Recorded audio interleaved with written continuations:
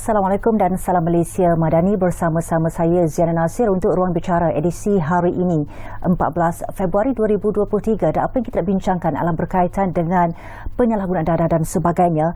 Dadah cegah bermula dari rumah sebenarnya. Kalau diikutkan sudah lebih 40 tahun, dadah ini menjadi musuh nombor satu negara dan slogan utama itu masih lagi digunakan pakai oleh negara kita dalam usaha untuk sama-sama membendung penyalahgunaan dadah ini. Dan kalau berdasarkan kajian yang dijalankan oleh KDN, AADK dan UKM, didapati setiap satu penagih dadah sebenarnya ada 4 lagi penagih dadah ataupun penyalahgunaan dadah ini berlaku dalam komuniti kita dan mereka ini tidak mendapatkan rawatan serta pemulihan. Banyak yang kita nak bincangkan sebenarnya berkaitan dengan perkara ini, ianya adalah bersempena dengan sambutan peringatan Hari Anti Dadah 2023. Jadi untuk membincangkannya dengan lebih lanjut telah pun bersedia bersama-sama kita di studio waktu ini Tuan Sutekno Ahmad Belon yang merupakan Ketua Pengarah AADK. Assalamualaikum.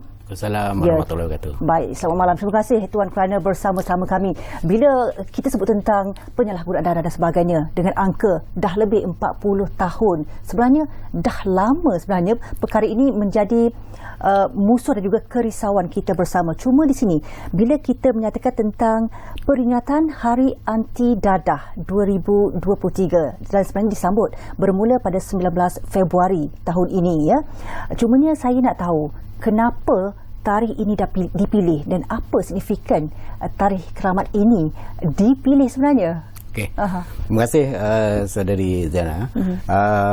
Pertama sekali terima kasih kerana memberi ruang kepada AADK untuk bersama-sama dengan Bernama TV untuk kita berkongsi perkembangan semasa terutamanya berkaitan dengan isu dadah negara ini. 19 Februari 83 sebenarnya adalah tarikh di mana kerajaan telah melancarkan dasar dadah negara yang mana memberi tumpuan dan menjadikan dadah ini sebagai musuh nombor satu negara. Dan dasar dadah negara pada tahun tersebut telah dilancarkan oleh Yang Berhormat Perdana Menteri. Dan dasar tersebut kita telah kaji dari masa ke semasa untuk memastikannya dia sesuai dengan perkembangan semasa tanah air. Dan mulai daripada tahun tersebut kita menjadikan 19 Februari ini sebagai hari untuk memperingati orang ramai bahawa dadah itu tetap musuh nombor satu negara. Cuma pada mulai tahun 1922 yang lepas, tahun lepas, kita telah menyelaraskan semula sambutan Hari Anti Dadah ini agar ianya kemuncaknya kita bersama-sama dengan masyarakat dunia di mana pihak UNODC telah menetapkan International Day Against illicit drug abuse dan illicit trafficking ini ditetapkan pada 26 Jun setiap tahun. Jadi kita telah menyusun semula program-program untuk memperingati ini bermula daripada 19 Februari di mana pelancaran pengisytiharan dadah musuh nombor satu negara sehinggalah kemuncaknya kita akan peringati bersama dengan masyarakat dunia pada 26 Jun setiap tahun mulai tahun 2022 yang lepas lah. Itu sejarah dia lah. Ya, bermakna selepas 19 Februari nanti akan ada banyak program ataupun pengisian untuk sama-sama meraihkan dan juga menjayakan sambutan ini ya. Dalam masa yang sama juga kita nak bercakap mengenai tema. Sebab tema yang diangkat adalah lebih baik cegah. Lebih baik cegah itu tema yang dah digunakan pakai juga sebelum ini. Kenapa ianya masih lagi dikekalkan untuk tahun ini? Sebab berdasarkan pengalaman AADK, sebenarnya untuk isu-isu berkaitan penagihan dadah ini, pencegahan itu adalah yang paling berkesan sekali. Dan perlindungan utama dia adalah dari rumah. Sebab itulah pada tahun ini kita mengekalkan tema lebih baik cegah dengan satu mesej khas, iaitu pencegahan bermula dari rumah.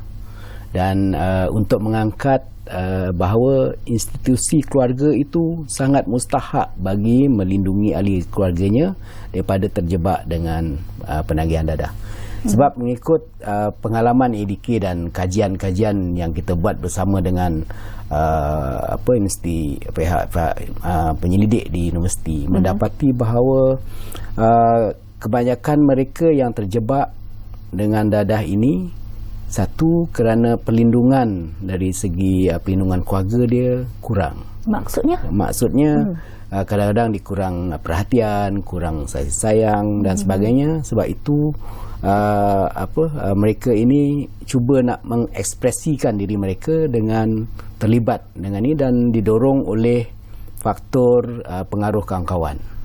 Jadi kalau dua-dua faktor pelindung ini tidak kuat, tidak kukuh, maka mudah untuk remaja terjebak dengan dadah. Itu apa yang kita ingin tekankan. Sebab itu mulai 19 Februari pada tahun ini, kita ada banyak siri jelajah program untuk bersama mengajak keluarga bersama-sama kita untuk memahami bagaimana mereka boleh melindungi ahli keluarga mereka daripada terlibat dengan penyalahgunaan dadah. Itu adalah benda yang kita nak buat pada tahun ini lah. Okey, dengan sambutan peringatan Hari Anti Dadah tahun ini, naratif yang cuba dibawakan oleh ADK. Jadi apa yang kita ingin sampaikan mesej ni dari segi adalah keluarga adalah pelindung utama untuk melindungi ahli keluarganya daripada terjebak dengan dadah.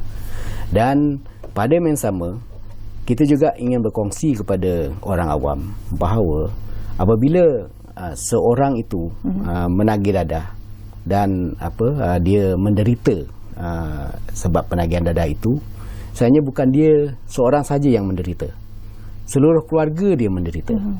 So di negara kita secara umumnya isi rumah secara puratanya 4 orang. So kita kira bahawa kalau setiap orang yang menagih dadah itu 4 orang lagi pun turut menderita. Ibu bapa dia, adik-beradik dia, mungkin sanak saudara dia, ipar duai dia, jiran-jiran dia dan sebagainya. Jadi itu yang kita nak kata bahawa lebih baik tumpuan diberikan supaya keluarga ini boleh memberi perlindungan kepada ahli keluarganya. Dan dia perlu, bagaimana dia boleh memberi perlindungan, dia perlu faham apa yang dia perlu buat, apa peranan yang ni, bagaimana nak mengenali dadah, dan bagaimana nak mencegah, dan kalau ada yang terjebak, apa yang dia perlu buat. Itu yang kita nak bagi kesedaran kepada orang awam. Okey, kalau boleh Tuan Tekno, saya nak petik balik apa yang saya nyatakan tadi, sebab berdasarkan kajian yang dijalankan oleh KDN, AEDK sendiri dan UKM tu, satu penagih yang itu yang dirawatlah maksudnya. Di sebalik tu ada 4 orang lagi yang tidak menerima rawatan, tidak menjalani sesi pemulihan dan sebagainya. Dan kalau diikutkan daripada jumlah tu 2021, dari segi jumlahnya cukup besar sebenarnya. Sebanyak lebih 400,000. Betul? 429,556 orang sebenarnya. Yang tanpa rawatan, tanpa proses pemulihan, mereka masih lagi bebas dalam komuniti kita. Jadi apakah maknanya itu bagi ADK sendiri? Maknanya kita ada tugas yang lebih besar untuk mengesan mereka secara aktif, supaya mereka boleh tampil sama ada secara sukarela ataupun melalui proses undang-undang untuk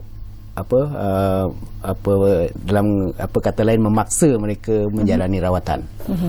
Okey. Kalau kita buat perbandingan, kalau mengikut UNODC, bagi setiap seorang yang dirawat, ada 8 lagi yang tidak mendapat rawatan. Itu secara globalnya lah di dunia. Tapi pada tahun lepas, bila kita menjalankan satu kajian di negara kita, mendapati bahawa pada masa itu, kajian itu, kita lebih baiklah daripada angka antarabangsa tersebut. Kita 1:4. Maknanya 1 orang yang mendapat akses kepada rawatan, ada 4 lagi yang atas alasan yang pelbagai, sama ada mereka tak faham, mereka sukar mendapatkan akses dannya, mereka tidak mendapat akses dan terus menderita menagih dadah. Jadi kalau kita lihat lebih kurang, kalau kita ambillah nisbah apa yang kita buat di negara kita 1:4, kita tak nak ambil 1:8. Kita ada lebih kurang 0.5 juta lagi yang kita ingin pulihkan. Angka tu besar. Cuma apa yang kita nak kongsikan bersama, bahawa 0.5 juta itu kena didarab lagi dengan 4, sebab ahli keluarga dia pun turut menderita. So itu adalah angka, dan jumlah perbelanjaan yang mereka gunakan kalau mereka terus menagih dadah, berdasarkan kajian yang kita buat juga, setiap seorang penagih itu minimumnya membelanjakan RM50 bagi setiap 3 hari. Jadi dalam lebih kurang kalau setahun mereka membelanjakan RM6,000 untuk membeli dadah. Itu minimum. Bergantung kepada tahap keparahan mereka. Kalau semakin parah ketagihan, semakin besar belanja dia, dan juga mengikut jenis dadah yang mereka gunakan. Kalau yang designer drug yang mahal apa semua, lagi mahal perbelanjaan dia. Jadi kita seboleh-bolehnya kita nak kesan seberapa ramai yang ada, supaya mereka ini tidak membelanjakan duit tersebut, mungkin duit sendiri atau duit ahli keluarga dan sebagainya, untuk jalan yang tak betul, dan dia menyumbang kepada ekonomi, black ekonomi lah. Sebenarnya banyak kerugian yang terjadi di situ, dan mungkin ada di kalangan penonton kita waktu ini, Ruang Bicara, kita bincang tentang dadah cegah dari rumah. Kalau anda ada sebarang soalan ataupun pendapat, nak kongsi pengalaman pun tak apa, boleh hubungi kami sebenarnya 03 2697 9767 atau 9768 untuk berkongsi pandangan dan sebagainya bersama-sama tetamu kita. Kita ada Ketua Pengarah ADK sendiri, Tuan Sutekno, bersama-sama kita. Okey, bila kita dengar tentang angka-angka yang cukup besar itu tadi kan, sudah pastinya beban yang dipikul cukup berat. Tidak hanya boleh bergantung kepada ADK sampai mata dan sebagainya. Tapi tak apa, ADK saya faham dah lama dalam bidang ni, dalam usaha untuk memberikan rawatan, pemulihan dan sebagainya. Apa antara aktiviti ataupun mungkin penambahbaikan yang cuba dilakukan untuk kali ini 2023 dalam usaha untuk memupuk, mendidik, mencegah dan merawat ketagihan dadah? Sebenarnya kita telah ada banyak pemantapan gerak kerja yang kita buat bermula daripada tahun 2021. Kita pada tahun lepas kita memperkenalkan 2 produk baru, iaitu rawatan secara bergerak ataupun kita kenali sebagai MRT AADK. Ini adalah satu daya cipta baru yang dilahirkan oleh pegawai-pegawai AADK sendiri berdasarkan pengalaman mereka berdampingan dengan isu-isu ini. Mereka telah mencadangkan kepada saya pada tahun lepas untuk memperkenalkan rawatan bergerak ini, dan alasan yang diberikan yang kita terima adalah ada golongan yang sukar untuk mencapai perkhidmatan ADK. Mereka berada jauh di kawasan pedalaman, ada yang tak mampu untuk hadir ke pejabat sebab kekangan kewangan, kekangan perundangan, sebab mereka berada menjalani rawatan untuk program lain di bawah institusi lain, dan sebagainya. Dan kita pun telah bersetuju supaya kita pasukan AADK ni, pegawai pemulihan AADK ni, pergi ke tempat mereka secara berjadual, dan konsep dia secara butik. Maknanya kita sesuaikan dengan keperluan mereka. Kalau mereka sedang bekerja, kita akan cari di mana mereka boleh mengikuti program-program rawatan pemulihan yang kita perkenalkan. Yang kedua, pada tahun lepas juga pada bulan Oktober kita telah melancarkan satu platform, iaitu KSKK, kumpulan kelompok sosial sokongan kepulihan keluarga, di mana kita telah menyediakan satu platform untuk ahli keluarga yang mereka terkesan akibat penagihan dadah ini untuk bersama-sama membincangkan apa masalah yang dihadapi, bagaimana boleh mereka cope dengan problem yang dihadapi, ataupun ada tak contoh-contoh yang lain yang boleh mereka ikuti, dan mereka boleh berbincang sama sendiri. Dan pada tahun lepas program tersebut telah dilancarkan oleh pemangku Raja Pahang, dan progresnya bagaimana setakat ini? Dan setakat ini ramai ahli keluarga memang telah participate, telah mengikuti program ini, dan mereka boleh berinteraksi sama sendiri. Dan itu adalah jaringan sosial yang AADK bangunkan dan galakkan untuk masyarakat boleh ikut serta dengan AADK, kerana AADK secara umumnya dan juga KDN secara AADK secara khususnya dan KDN secara umumnya tidaklah boleh berada di mana-mana, dan perlu sokongan komuniti, dan salah satu daripadanya adalah keluarga. Yang kedua, bekas-bekas klien AADK yang telah berjaya, mereka datang sendiri untuk berkongsi, membimbing mereka yang menjalani rawatan kepada kita. Contohnya macam semalam saya baru balik daripada Gombak, saya jumpa dengan satu brother alumni kita yang memang dah lama pulih, lebih 30 tahun, dan dia secara sukarela hadir ke pusat khidmat kita di Kuala Kubu Baru, sekurang-kurangnya 2 kali seminggu, untuk bersama-sama dengan klien-klien kita, mendidik mereka, dan ada yang telah pun dididik untuk menjadi usahawan, nursery dan sebagainya. Dan alhamdulillah kita memang mendapat sokongan padu daripada mereka ini yang telah berjaya, dan juga volunteers lah, sukarela melalui skuad anti dadah, yang mana kumpulan anak muda ini sama-sama membantu kita untuk membuat kempen-kempen pencegahan di seluruh negara. Okey, itu antara program atau aktiviti yang dijalankan sebelum ini dan masih lagi berterusan. Cuma kita nak highlights juga bermula 19 Februari nanti. Apa yang menariknya? Apa yang lainnya? Bermula 19 Februari ini, kita akan mengadakan satu siri jelajah, di mana pejabat-pejabat AADK di seluruh negara akan mengadakan jelajah untuk bertemu dengan orang awam di tempat awam. Mulai tahun ini kita punya pendekatan kita adalah untuk mengunjungi tempat yang orang awam suka berkunjung, dan juga untuk menyertai apa saja pameran dan sebagainya, di mana dekat situ telah ada crowd, supaya kita boleh sama-sama menghebahkan pendidikan pencegahan ini. Dan yang kedua, kita ada siri Pocket Talk. Pocket Talk yang kita telah jadualkan di setiap negeri.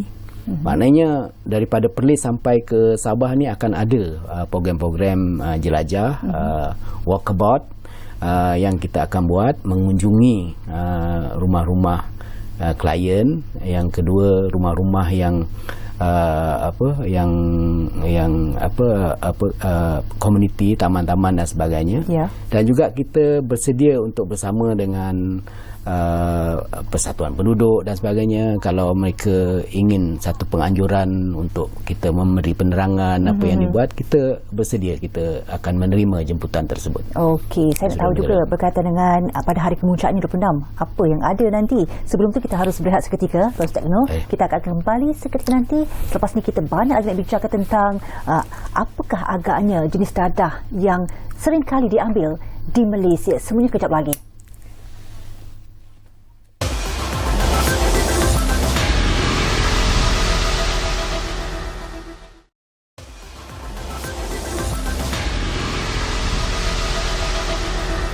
Dadah cegah dari rumah, itu topik kita angkat untuk ruang bicara malam ini bersama-sama Ketua Pengarah AADK sendiri, Suan Sutekno ada bersama-sama kita. Tadi dah dikongsikan beberapa aktiviti yang akan bermula pada 19 hari bulan nanti sehinggalah hari kemuncaknya 26.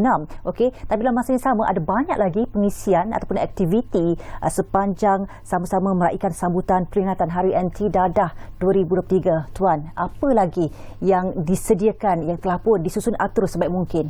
Okey, sebenarnya pada menyambung apa yang saya nyatakan tadi, bermula 19 Februari ini, sebenarnya pada 18 Februari. Oh, sebelum tu lagi.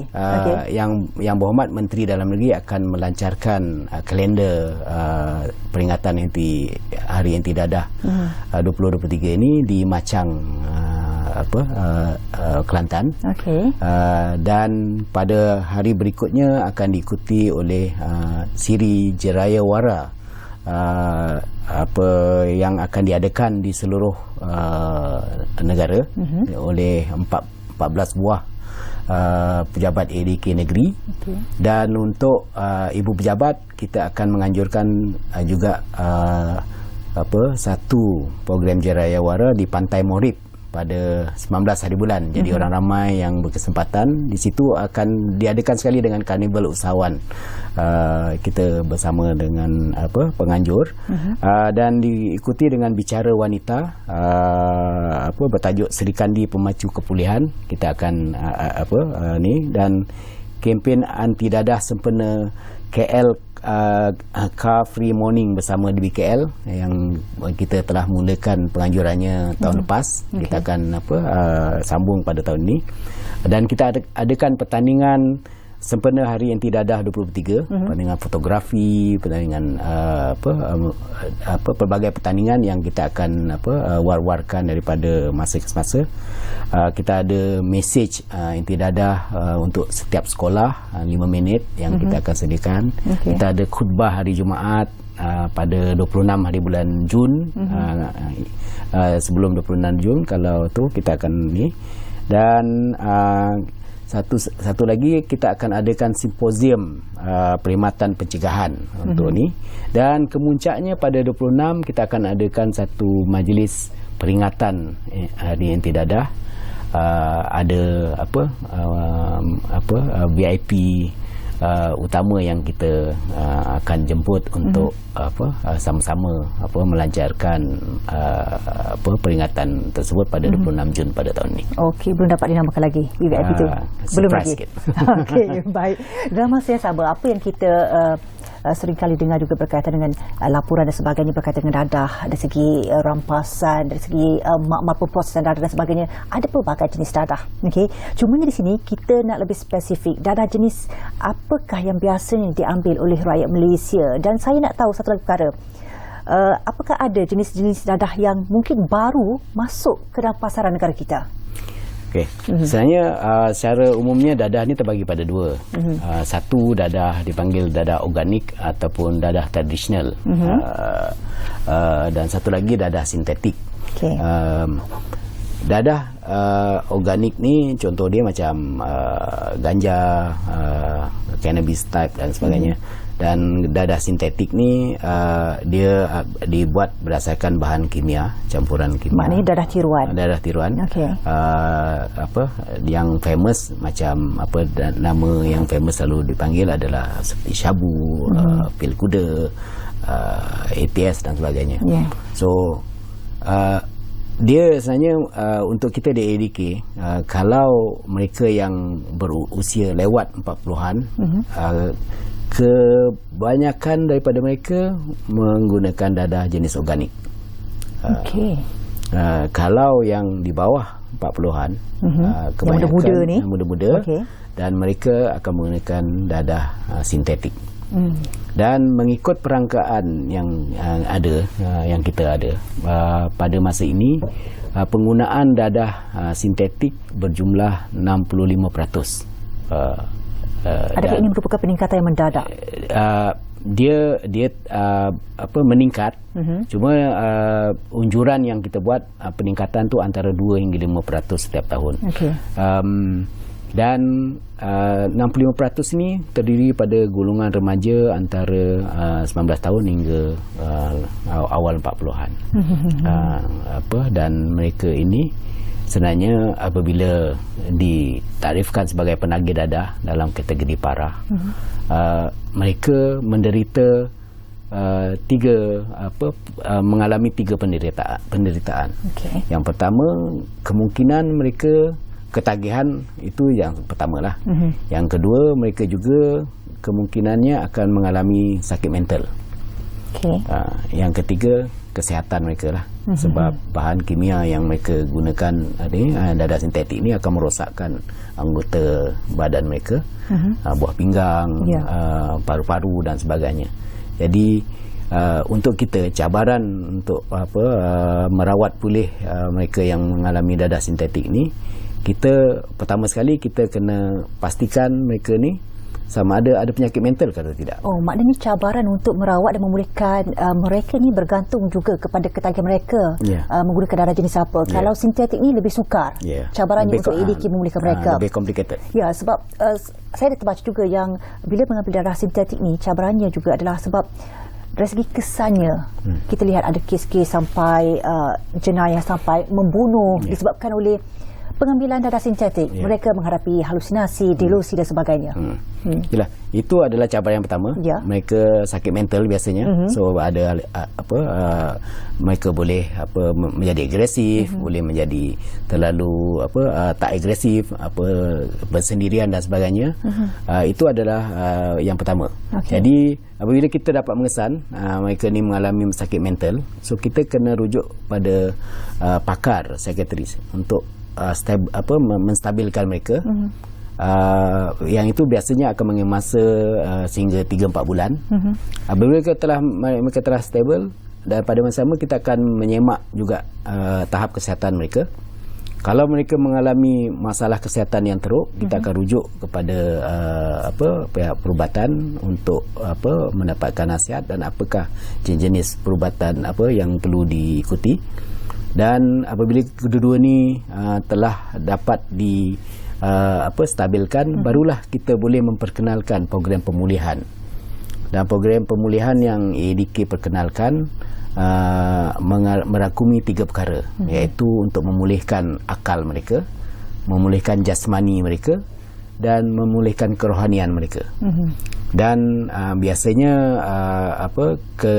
kekuatan kerohanian dan juga akal itu akan memastikan mereka kekal pulih sepanjang hayat.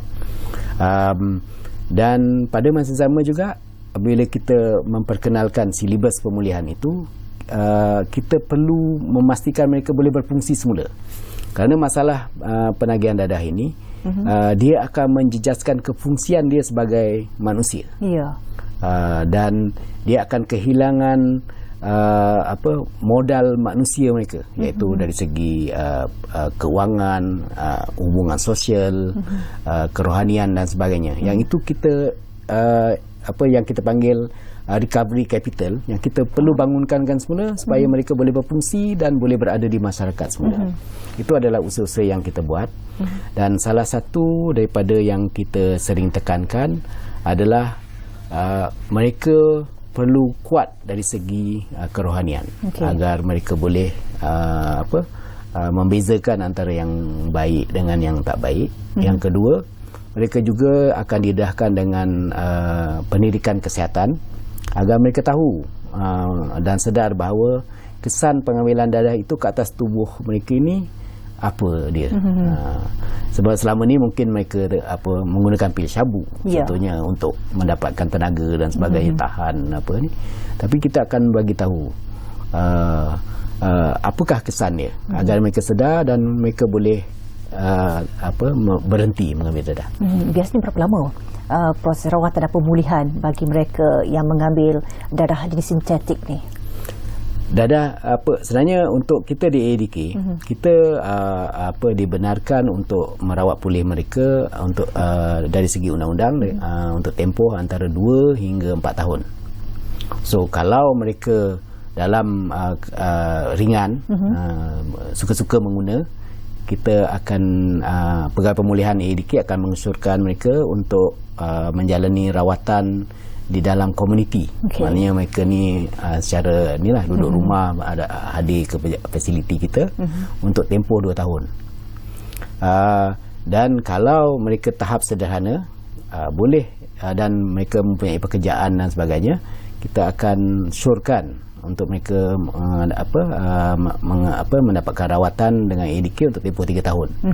Kalau mereka ni dalam keadaan yang parah dan tak boleh nak berfungsi, kalau kita biarkan di dalam masyarakat, mereka akan mengganggu, kacau ganggu masyarakat, kita akan syorkan 2 tahun di pusat pemulihan Puspen kita dan 2 tahun lagi di komuniti. Itu adalah proses yang kita tu. Dan kalau kita kesan mereka dan kita minta mereka hadir untuk secara perundangan, kita akan dapatkan perintah mahkamah untuk tujuan tersebut. Tapi mereka ada pilihan untuk hadir secara sukarela, dan kita akan buat proses ni. Sebenarnya konsep apa yang kita buat di fasiliti AEDK ni, sebenarnya mereka adalah berhenti mengambil dadah. Itu adalah silibus yang kita perkenalkan supaya mereka boleh berhenti.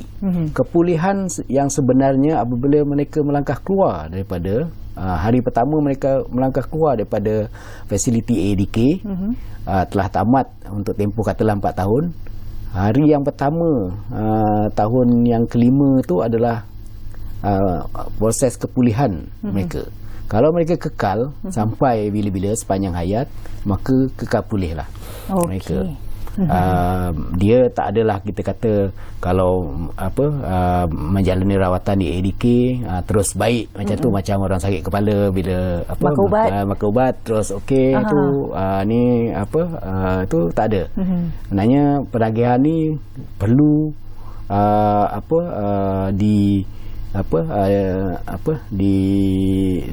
dikekalkan dengan tidak mengambil dadah sepanjang masa.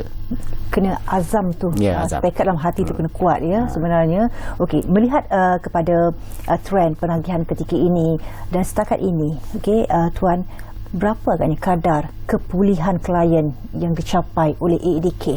Okey. Alhamdulillah pada tahun 2022 kita telah mencapai 71%. Alhamdulillah.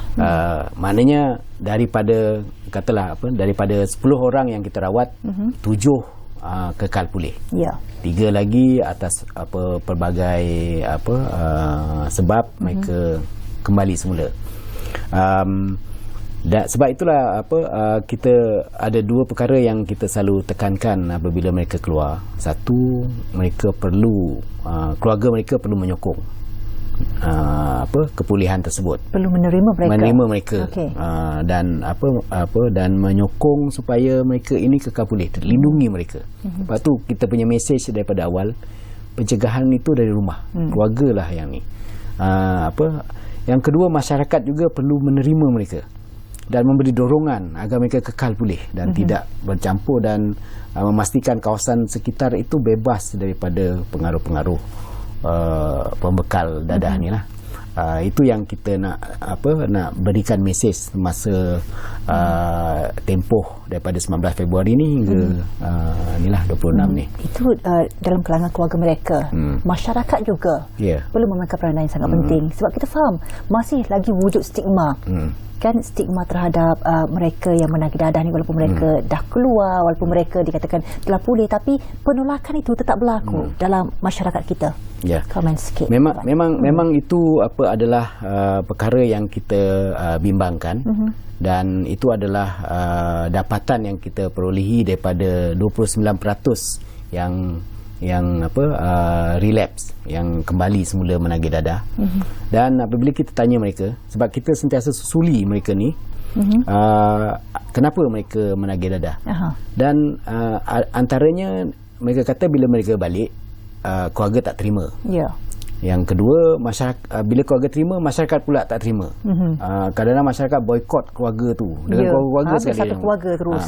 So jadi apabila keadaan ini berlaku, mereka akan kembali semula kepada rakan yang boleh terima mereka. Kadang-kadang rakan yang boleh terima mereka itulah yang menyebabkan mereka menagih dadah. Jadi kita nak elakkan. Sebab tu di ADK apa yang kita buat untuk memastikan mereka ni, kita akan susuli mereka, kita akan serta tanya mereka apa perkembangan dia. Dan kedua, kalau mereka tak boleh nak survive di dalam komuniti yang sedia ada, kita akan hijrahkan mereka ke tempat lain dengan menyediakan peluang pekerjaan, menawarkan ni pada majikan yang sanggup menerima di tempat, di daerah lain atau di tempat lain yang jauh daripada suasana tersebut supaya mereka boleh kekal pulih. Ramai yang bersetuju dan juga memberikan respon yang baik bila diberikan ruang sebegitu? Setakat ni sambutannya baik, dan kita sentiasa mencari untuk mengembangkan lagi agar lebih ramai majikan yang sentiasa menerima mereka ni untuk bekerja. Ya, alhamdulillah. Baik, melihat kepada kadar kepulihan yang dinyatakan tadi dicapai oleh AADK, berapa sasaran kadar kepulihan untuk tahun ini, dan adakah kadar itu mampu dicapai ataupun sebaliknya? Sebenarnya pada awalnya kita telah menetapkan 70. Kita nak naikkan 1% lagi. Sedang kita kena faham bahawa kalau ikut kadar kepulihan secara puratanya di negara-negara di dunia ini, di antara 35 hingga 60%. Kita telah mencapai 71% itu sangat tinggi. Tapi Yang Berhormat Menteri apabila mereka melawat ADK, apabila Yang Berhormat Menteri melawat ADK pada 5 hari bulan Januari yang lepas, dia kata 71.2% ni tak cukup. So dia nak 75%. Jadi kita menyahut cabaran tersebut dan kita akan usahakan untuk mencapai sasaran tersebut. 75%. Okey, itu dia menyahut cabaran. Baik, dalam masa yang sama juga, kalau tadi dinyatakan berkaitan dengan stigma, berkaitan juga dengan peranan ahli keluarga itu, cuma di sini kita faham dadah itu membahayakan, memberi ancaman bukan sahaja kepada diri sendiri, masyarakat, keluarga, malahan negara, ya. Di mana lompongnya dari aspek kempen kesedaran? Sebab kita lihat dari dulu lagi banyak kempen kesedaran berkaitan dengan dadah ni, dadah musuh nombor satu negara. Jadi pada masa ini apa yang kita nak sebenarnya, sebab isu dadah sintetik ni dia sentiasa berkembang dari segi bentuk dia, packaging dia dan sebagainya, dan maklumat-maklumat tersebut kadang-kadang orang ramai dia, kalau dia tak terlibat, mana-mana ahli keluarga tak terlibat, mereka tak kisah pun. Dia kata ini bukan masalah saya, ini masalah ADK, so ataupun masalah pihak PDRM dan sebagainya. Jadi apa yang kita tengah buat sekarang, kita nak mengajak orang ramai untuk bersama kita. Sebab itulah kita mengubah pendekatan kita dengan cara lebih lebih menarik. Bukannya setakat ceramah di sekolah dan sebagainya yang kadang-kadang dia pun tak faham dengan tu. Jadi kita akan membuat satu program yang dalam bentuk santai. Contohnya mesej dia simple, ya. Apabila kita terlibat dengan KLK Free Morning, kita tak akan bagi ceramah yang panjang lebar. Kita akan sertai yang lebih kurang 5-6 ribu crowd yang ada kat situ. Dan kita akan pamerkan mesej. Lebih baik cegah, pencegahan bermula dari rumah. Kalau ni kita boleh bagi detail. Ada kadang-kadang ada QR code yang boleh mereka ni, kita ikut perkembangan semasa. Lebih santai. Semasa apabila negara kita dibuka semula selepas PKP. Ini ceritalah berdasarkan pengalaman. Orang ramai sebenarnya mereka suka tempat-tempat yang awam berkelah, contohnya macam di sekitar KL ni, di Padang Berbuk dan sebagainya mereka buat tu. Jadi kita di ADK pada masa itu ambil kesempatan, pegawai-pegawai ADK turun dan memberi risalah yang mudah je kepada mereka. Kata ini maklumat dadah, kalau ada apa-apa ini talian hotline yang kita boleh call, satu ni yang mana boleh mendapat khidmat nasihat dan sebagainya, atau ada aduan dan sebagainya, dan itu je. Dan alhamdulillah berdasarkan perkembangan tersebut, orang ramai telah mula berhubung dengan ADK. Dan itu akan kita teruskan. Okey, pelbagai cara dilakukan oleh ADK sendiri dalam memberikan kesedaran, advokasi juga kepada masyarakat ya. Baik, kita nak berehat seketika Tuan Sutekno. Okey, kita akan kembali selepas ini untuk kita bertanyakan beberapa lagi persoalan dalam masa berbaki yang kita ada. Kembali selepas ini.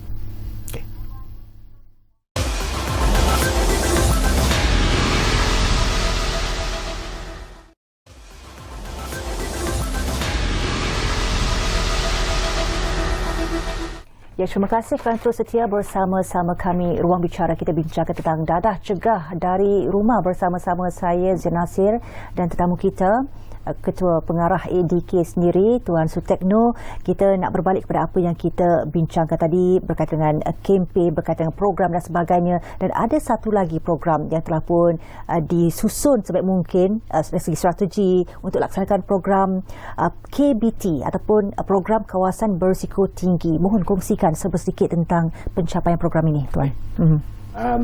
Sebelum saya cerita lebih lanjut mengenai program ini, sebenarnya untuk model pencegahan yang ADK laksanakan, berdasar apa yang kita namakan sebagai model I Cegah ADK, dan kita ada 3 pendekatan, iaitu secara umum. Secara umum maknanya kita akan buat satu program yang mana boleh dihadiri oleh orang ramai, terbuka. Okey. Secara selektif, kita akan cari tempat-tempat yang memang khusus yang kita telah sasar dan mereka ni berisiko, dan secara berfokus. Maknanya khusus untuk tempat itu, dan dia program pencegahan, pendidikan pencegahan dia pun secara sesuai untuk tempat itu. Dan kawasan berisiko tinggi ini adalah satu program khusus yang kita laksanakan di negara kita, di seluruh negara kita. Pada tahun 2020 kita telah mengesan 155 buah kawasan KBT di seluruh negara. Yang mana kita telah diberi tugasan untuk menghijaukan mereka. Maknanya daripada sekarang ni dalam bentuk brown, dalam bentuk supaya dia mereka ni kalau dalam bahasa mudah dia daripada hitam kepada putih lah. Dan pada tahun lepas kita telah berjaya untuk ni menghijaukan kawasan tersebut 39 daripada 155. Boleh kongsi tak kawasan mana tu? Dia secara umumnya dia utara, timur, selatan. Dan saya dia ada apa yang kita buat, setiap negeri itu ada kawasannya. Ada kawasannya. Di seluruh negara ada 14 negeri termasuk wilayah persekutuan tu. Setiap kawasan tu ada. Setiap kawasan ada. Dan setiap negeri memang kita ada sasarkan untuk sekurang-kurangnya 2 kawasan dihijaukan. Dan pada tahun ini sebenarnya kita telah ditetapkan dengan KPI untuk menyasarkan menghijaukan lebih kurang 78 kawasan berisiko tinggi pada tahun ini. Maknanya 39 yang baru, yang hijau tu kita akan kekalkan. Maknanya sampailah tahun ini akan tetap kekal dan ditambah lagi dengan 39 yang baru lagi. Itu yang kita ni. Dan apa yang kita buat di kawasan ini bersama dengan komuniti setempat, pemimpin setempat, NGO di kawasan tersebut, agensi-agensi kerajaan yang berkaitan di kawasan tersebut, yang dipimpin oleh kalau tu oleh pegawai daerah dan sebagainya. Kita akan aturkan program. Kita akan membersihkan pot penagihan dadah ni. Kita akan minta PDRM kalau ada yang membekal dadah ni untuk ditangkap dan sebagainya.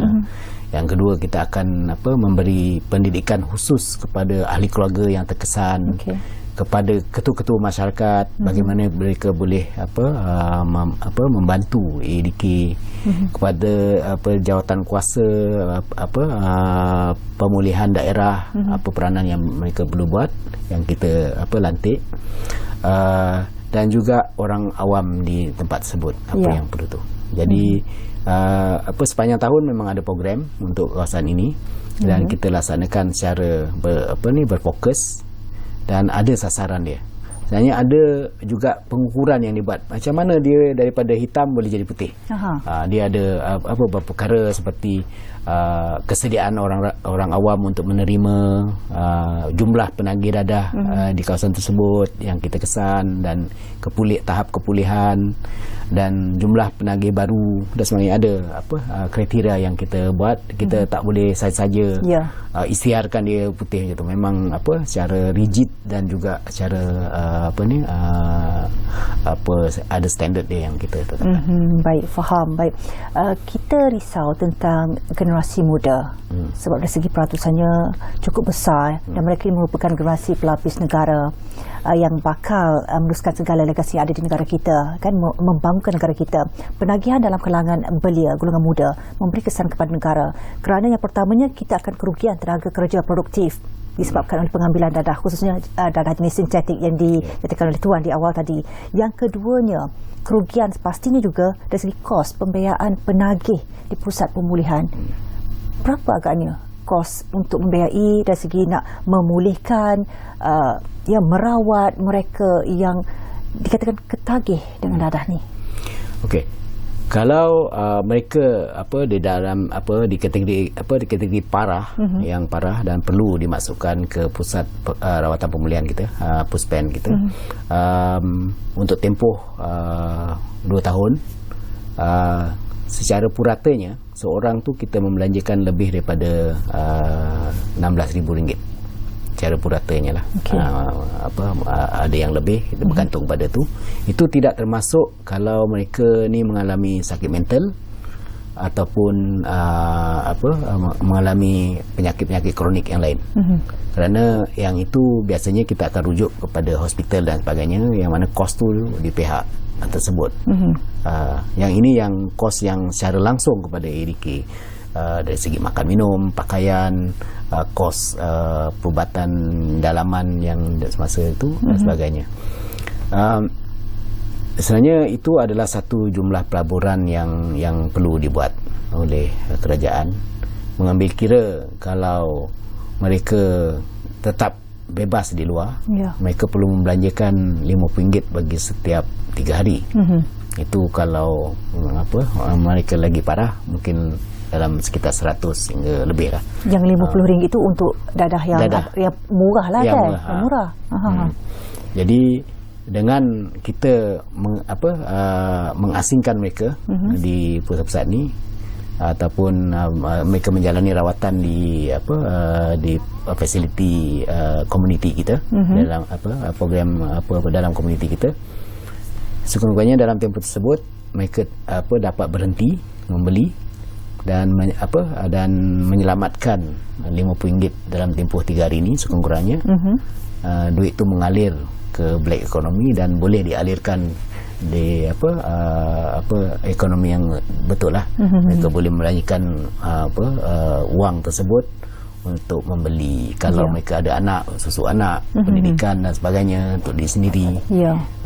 Dan mereka tak perlu pun menjalani aktiviti seperti mencuri, merompak dan sebagainya. Jadi ada banyak kesan sampingan yang kita boleh pelancongan sosial ni yang kita boleh kurangkan. Dan dari segi pengambilan dadah ini, bukan saja mereka yang sudah dewasa belia, malahan di peringkat lagi awal, remaja, budak-budak sekolah, mudah sangat untuk mereka peroleh dadah sintetik melalui media sosial juga, mungkin boleh beli secara dalam talian dan sebagainya.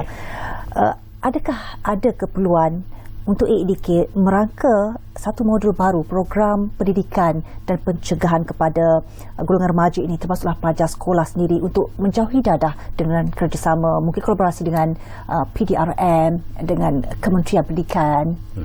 Sebenarnya pada masa ini untuk PDRM dan Kementerian Pendidikan, kita ada jalankan program bersama, khususnya kepada Kementerian Pendidikan. Kita mulai pada tahun ini kita telah dibenarkan untuk memasuki semula sekolah.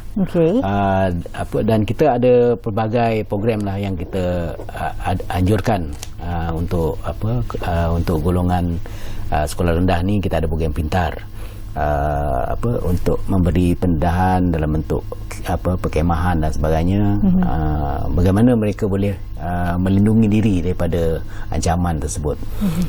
Dan juga untuk peringkat sekolah menengah pun kita ada program khusus untuk mereka yang kita panggil SHIELD, sejahtera saya pun dah tak ingat dia punya ni, tapi dia punya singkatan dia SHIELD, untuk kita sama-sama bersama-sama dengan pihak sekolah untuk memberi itu pendedahan mengenai bahaya dadah ni. Dan juga bagaimana mereka boleh menghindari daripada pengaruh kawan-kawan dan sebagainya, itu yang penting. Sebab berdasarkan dapatan kita, kawan-kawan ni adalah permulaan yang memperkenalkan, cuba-cuba. Dia kata cubalah sikit apa ni. Dan macam ni dadah ni sebenarnya sintetik ni sekarang ni pun dalam pelbagai bentuk. Packaging dia pun berbeza, cara penggunaan dia lebih mudah dan sebagainya, yang menarik perhatian golongan remaja ni. Dan yang mana yang kita ingin dedahkan kepada ibu bapa, bahawa mereka perlu reka kepada perkara ni, agar mereka boleh tahulah kalau anak-anak balik bawa benda-benda yang mencurigakan, kena semak di mana dapat, kawan-kawan dia siapa dan sebagainya. Jadi kita akan teruskan lagi program bersama dengan Kementerian Pendidikan untuk memastikan tu. Sebab tu dalam siri ini juga kita masukkan 5 minit untuk ni bagi mesej untuk untuk sekolah, bagi pastikan mereka ni faham bahawa dadah itu bahaya. Dan pada masa yang sama juga kita juga ada program dengan pihak institusi pengajian tinggi IPT. Okey, bermakna senantiasa ada program untuk terus melaksanakan sebaik mungkin usaha bendung penagih dadah dan sebagainya. Apa harapan AEDK sendiri kepada seluruh rakyat Malaysia sempena sambutan peringatan Hari Anti Dadah bagi tahun ini? Mungkinkah kita ada satu formula, bercipta satu formula yang memungkinkan negara kita bebas daripada musuh nombor satu negara dadah ini? Sebenarnya tanggungjawab untuk memastikan bahawa kita individu di Malaysia ni bebas daripada dadah ada bermula daripada rumah, dan tanggungjawab dia adalah ketua keluarga untuk pastikan bahawa ahli-ahli keluarga dia tidak mengambil dadah dan tidak cuba untuk mengambil dadah. Itulah mesej yang kita cuba sampaikan melalui lebih baik cegah, secara khususnya pencegahan bermula dari rumah pada tahun ini, agar orang ramai perlu tahu bahawa apabila salah seorang daripada ahli keluarga dia terjebak dadah, dia bukannya individu tersebut saja yang menderita, seluruh keluarga dia menderita. Dan memang banyak kes-kes tadi yang ada di AEDK yang kita boleh buktikan kepada orang awam, dan itu pun yang kita kongsikan dalam siri jelajah kita, bagaimana penderitaan yang dialami oleh mereka. Dan yang kedua, bahawa pencegahan ini sebenarnya tanggungjawab semua. Dan pada tahun ini juga kita beri tumpuan untuk laksanakan satu program baru, memberi tumpuan kepada majikan untuk bersama-sama, kerana sektor pekerjaan ini dianggoti oleh 16 juta rakyat Malaysia, dan sebahagian besarnya yang ada dekat kita adalah mereka yang bekerja. Jadi banyak faktor menyebabkan mereka mengambil dadah. Okey, baik tuan. Sebenarnya ada banyak perkara yang boleh kita kongsikan, boleh kita cerahkankan lagi sebenarnya, mungkin di ruangan yang berbeza, kerana ini saja masa yang kita ada. Lebih baik cegah, dan kita harap sasaran kadar kepulihan 75% dapat capai untuk tahun ini. Terima kasih banyak-banyak Tuan Sutekno Ahmad Belon yang merupakan Ketua Pengarah AEDK kerana bersama-sama kami untuk ruang bicara edisi malam ini. Terima kasih banyak-banyak. Ya, Assalamualaikum. Baik, sekali dulu untuk waktu ini, saya Zainal Nasir. InsyaAllah kita jumpa lagi. Assalamualaikum dan bye-bye.